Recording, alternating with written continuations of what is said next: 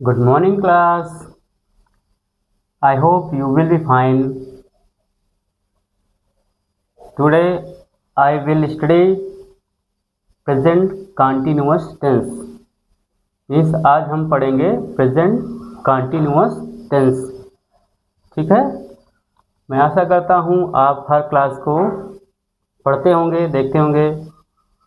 ठीक है, और इसके पहले हम लोग सिंपल प्रेजेंट टेंस पढ़े, प्रेजेंट इंडेफिनिट टेंस पढ़े, और आज हम पढ़ेंगे प्रेजेंट कंटिन्यूअस टेंस।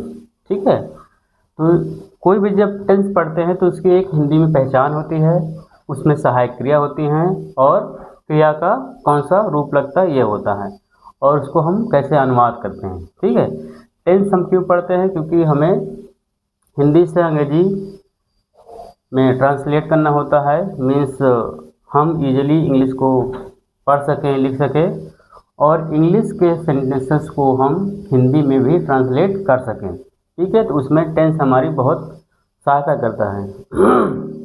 ठीक है, तो आज के टेंस में पढ़ेंगे हम प्रेजेंट कंटिन्यूअस टेंस। इसको क्या बोलते हैं? जारी वर्तमान काल। प्रेजेंट माने क्या होता है? जारी, वर्तमान। कंटिन्यूअस मतलब होता है जारी, टेंस मतलब होता है काल। पहचान क्या होगा? किसी भी कोई भी हिंदी का वाक्य होगा, ठीक है, तो उसके अंत में रहा रहे। वाक्य के अंत में क्या रहेगा? रहा है,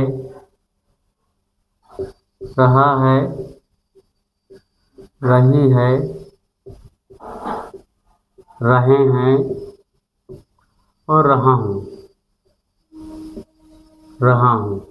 ठीक है, आदि आते हैं। मीन्स कोई भी हिंदी का वाक्य होगा तो उसके अंत में रहा है, रही है, रहे हैं और रहा हूँ। ठीक है, ये सारे मतलब वर्ड्स, ये शब्द हिंदी के वाक्य में रहेंगे। ठीक है, तो इसे हम क्या बोलेंगे? Simply present continuous tense. कहाँ रहेंगे? हिंदी के वाक्य अंत में। और अंग्रेजी में क्या रहेगा? अंग्रेजी में रहेगा इज, आई एम, आर। ठीक, और प्लस इसके बाद क्या रहेगा? वर्ब की फोर्थ फॉर्म क्या रहेगा? V4 मीन्स V1 में ing। ये मीन्स हिंदी में इसकी पहचान रहा, रही, रहे, रहा हूँ, और अंग्रेजी में कोई सेंटेंस लिखा रहेगा तो उसमें इज, एम, आर सहायक क्रिया रहेगी और क्रिया का फोर्थ फॉर्म रहेगा। अनुवाद करने के नियम एक ही होता, simple. Subject, helping verb, main verb, object, etc। ठीक, कोई बात नहीं। तो ये हो गया क्या? पहचान क्या होगा? हिंदी में कैसे पहचानेंगे? रहा है, रही है, रहे हैं, रहा हूँ, और इंग्लिश में इज, एम, आर और वर्ब की फोर्थ फॉर्म। तो अगर ये सब हैं तो किस टेंस का वाक्य होगा? प्रेजेंट कंटिन्यूअस टेंस का। ठीक है, अब हम अनुवाद करने के नियम देखते हैं। तो कोई भी टेंस होता है उसके तीन पार्ट्स होते हैं, सिंपल सेंटेंसेस, नेगेटिव सेंटेंसेस और इंट्रोगेटिव सेंटेंसेस। ठीक है, क्या क्या होते हैं? सिंपल सेंटेंसेस, नेगेटिव सेंटेंसेस और इंट्रोगेटिव सेंटेंसेस। इन तीनों सेंटेंसेस के हम हिंदी से अंग्रेजी में अनुवाद करने के नियम देखते हैं। ठीक है, तो सिंपल सेंटेंस का अनुवाद करने का नियम क्या है? पहले क्या लिखेंगे हम? Subject plus helping verb is, I am, are. ठीक है, प्लस V1 इसमें ing plus object plus etc। ठीक है, ये हो गया हमारे सिंपल सेंटेंस का अनुवाद करने का नियम। क्या हो गया? सिंपल सेंटेंस का अनुवाद करने का नियम। पहले सब्जेक्ट लिखने मतलब कर्ता, HV मतलब होता है helping verb, is, am, are जैसे किसी में से एक, प्लस V1 में ing फिर ऑब्जेक्ट etc। ये सिंपल सेंटेंस का अनुवाद करने का नियम हो गया। फॉर एग्जांपल देखते हैं, जैसे वह एक पत्र लिख रहा है। वाक्य हमारा क्या हो गया, वह एक पत्र लिख रहा है। ठीक है, अभी मैंने बताया कि हिंदी के वाक्य में रहा है, रही है, रहा हूँ आ जाएगा तो हमारा प्रेजेंट कंटिन्यूअस टेंस का वाक्य होगा। ठीक है, अब ये वाक्य क्या है, सिंपल है। तो सिंपल वाक्य का अनुवाद करने के नियम ये हमारा लिखा है। पहले क्या लिखेंगे, सब्जेक्ट मीन्स कर्ता, कर्ता इसमें क्या है, ही। अब इसके साथ सहायक क्रिया, ये जो एम में से किसी एक को लिखेंगे। तो कर्ता सिंगुलर है तो सहायक क्रिया भी सिंगुलर होगी, इज, ही इज। फिर इसके बाद V1 मतलब क्रिया का फर्स्ट फॉर्म है ING, क्रिया क्या है, लिखना, लिखना क्या है, लिखना। तो क्या हो जाएगा, राइटिंग, राइटिंग क्या लिख रहा है, ए लेटर। ठीक है, ये अनुवाद करने के नियम हो गए। क्या हो गया, he is writing a letter, he is writing a letter. इसी प्रकार से दूसरा सेंटेंस देखते हैं हम।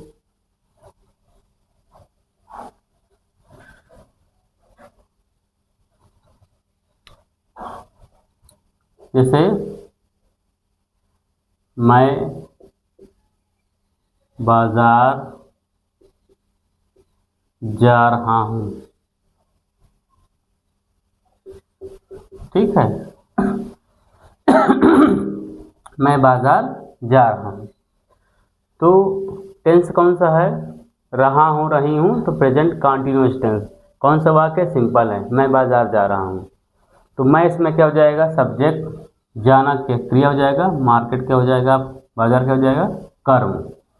तो इसका अनुवाद करने में हो जाए आई के साथ हमेशा क्या लगता है, I am going to market.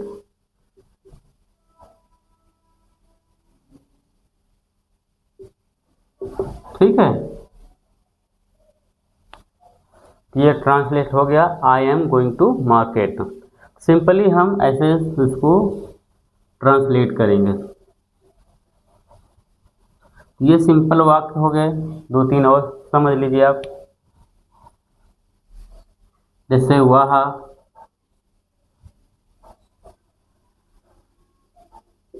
खेल रही है, खेल रही है। ठीक, तो वह क्या हो जाएगा, सी इज, खेलना प्लेइंग। इसमें कर्म नहीं दिया गया है, क्या नहीं दिया गया, कर्म। She is playing, simply she is playing. ठीक, इसमें कर्म नहीं होता है तो subject, helping verb, main verb, कर्म आएगा तो आगे लिखेंगे। तो ये हमारा सिंपल सेंटेंस का अनुवाद करने हो गया। ठीक है, अब हम किसके साथ इज लगाएंगे, किसके साथ आई एम, किसके साथ आर लगाएंगे, उसको हम नोट में लिख लेते हैं। नोट में इसको हम नोट करेंगे। ठीक है, सहायक क्रिया हमारी तीन है, इज, एम, आर है।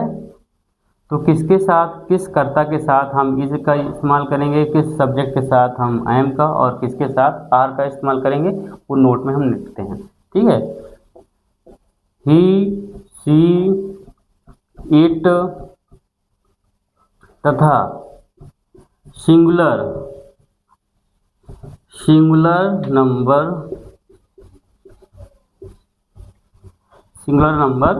Proper noun, singular number proper noun. ठीक है, अगर ही आ जाए, सी आ जाए, इट तथा सिंगुलर मतलब एक वचन, प्रॉपर नाउन मतलब किसी एक व्यक्ति का नाम, वस्तु का नाम, स्थान का नाम आ जाए, के साथ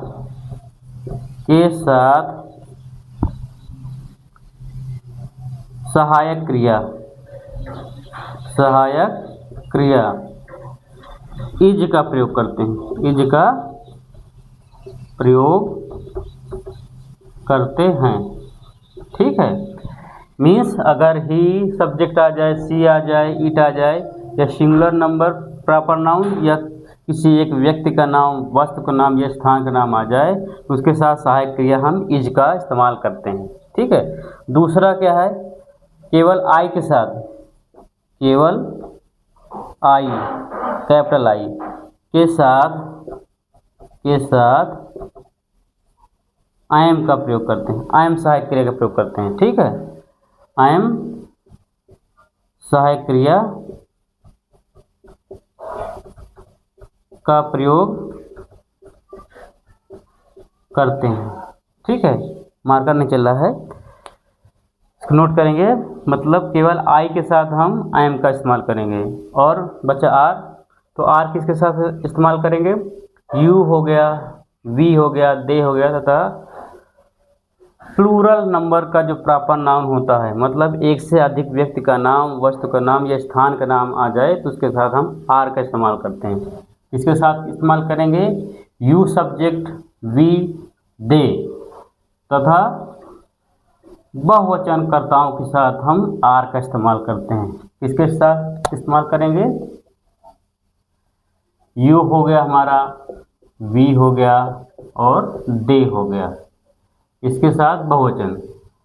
दिख नहीं रहा होगा तो आप नोट कर लीजिए, यू वी दे तथा बहुवचनकर्ताओं के साथ सहायक क्रिया आर का इस्तेमाल करते हैं।